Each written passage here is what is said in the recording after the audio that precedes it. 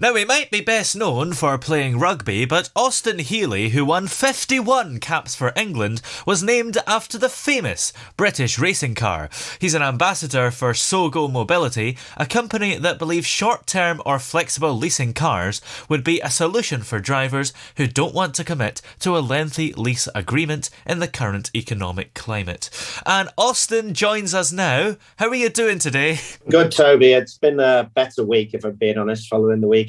But yeah, good. Yes. How would you rate how England are doing in the Six Nations at the moment? Well, I think unlike SOGO Mobility, they they lack flexibility in the way that they're playing. Yeah.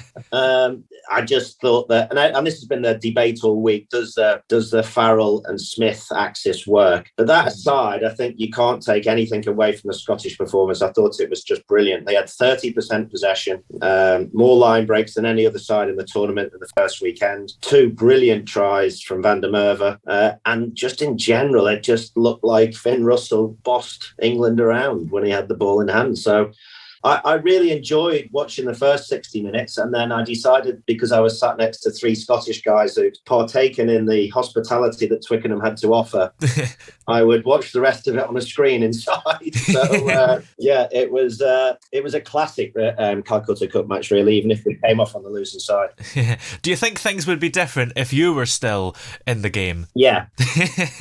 I think every one of your Scottish listeners would have expected that answer from me, but I don't know. I think that the current England squad probably just needs to find its way. And when you're winning, you've got the players like Itoje and Farrell and Malins and Genge. They look world class, but when you're losing, they don't. So that's just a simple, difference in the sport. And how would you rate Steve Borthwick's games as England head coach? Well, he's got a 100% record so far. So let's hope that changes. But look, I think that he's he's carrying on in a strange way, a bit of a legacy from what came before. So that squad isn't discernibly different. In a lot of ways, it's a little bit like why I got involved with SOGO, because if you're locked into a 3-year lease on a car and after 6 months you don't like it, you've got to keep it. You haven't really got much choice unless you want to pay huge fines to get rid of it. So I just don't think he's developed that nimbleness yet of his squad, and I'm sure that will come. Yeah.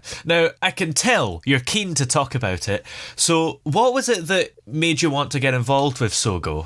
First of all, it was started by a very good friend of mine called Cole Howkins, and he's a very astute guy in the car game. And he was just saying he doesn't understand why you can't pick and choose cars on flexible leasing. I was talking to him. I was in a really long-term lease and it was expensive, and I didn't like the car anymore. It became a little bit outdated, and cars moving on so quickly now, particularly with electric vehicles and how quickly the range is going up from, if you got an Audi 2 years ago, it probably would have done half the number of miles that it would do if you got one this year. Yeah. So, and also that my favourite day of the year used to be going into training at Leicester Tigers with a new car. Didn't happen very often, but if you're with SOGO, you could swap your car every month. You could swap it every 3 months, and you're not paying ridiculous amounts of money for it. And you haven't got huge amounts of capital locked up in a vehicle that you could probably use better elsewhere currently. So I just thought it was a brilliant idea, and he very kindly asked me to be an ambassador. Yeah. Mainly because I'm named after an old sports car. We all know that's the case. And your love of cars,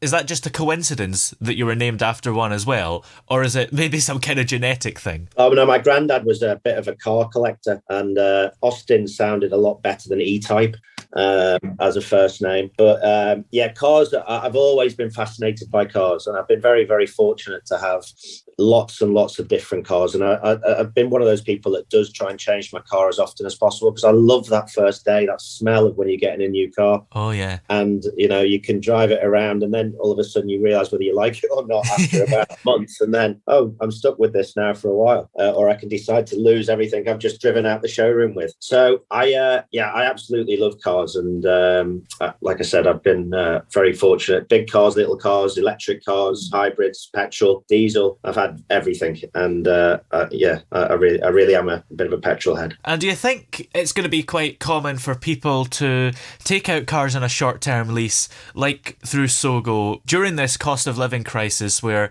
it's a maybe more cost-effective way to do it? It's a much more cost-effective, and it gives you flexibility as well. Last thing I want to be doing is being locked into anything currently. Yeah, I think, and that almost to a certain extent, it could even be my house for that matter. Yeah. You know, we're seeing people with Airbnb almost leasing their houses, moving around in a lot more flexible way.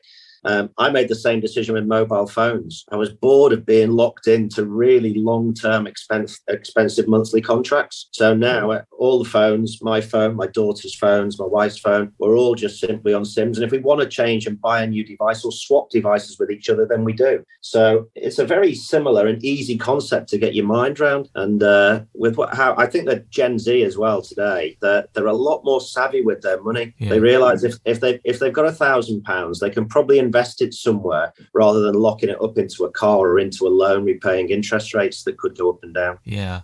Back to the rugby here. Looking ahead, England's next challenge is against Italy on Sunday. Early predictions for that. Is it going to go well for England? Toby, you say that with a wry element of sarcasm in tone in your voice. I can hear the desire already for you to start speaking Italian by half time.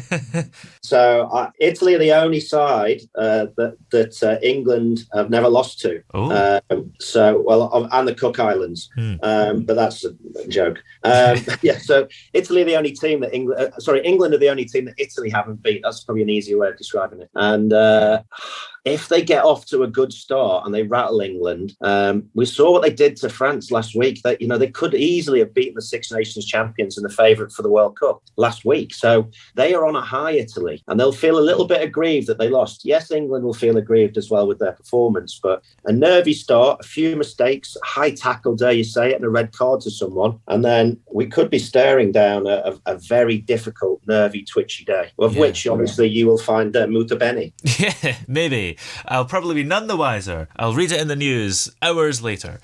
So where can we go to find out more information about SOGO if we're interested in all that? If you go to sogomobility.co.uk, it will walk you through everything. They carbon offset all the vehicles. They've got a real green drive, as you'd expect nowadays. Yeah. And I just think it's a fantastic idea, and I'm amazed that it hasn't been done long before. Excellent. Well, many thanks for talking to us today. And thanks, Toby. All the best for England on Sunday.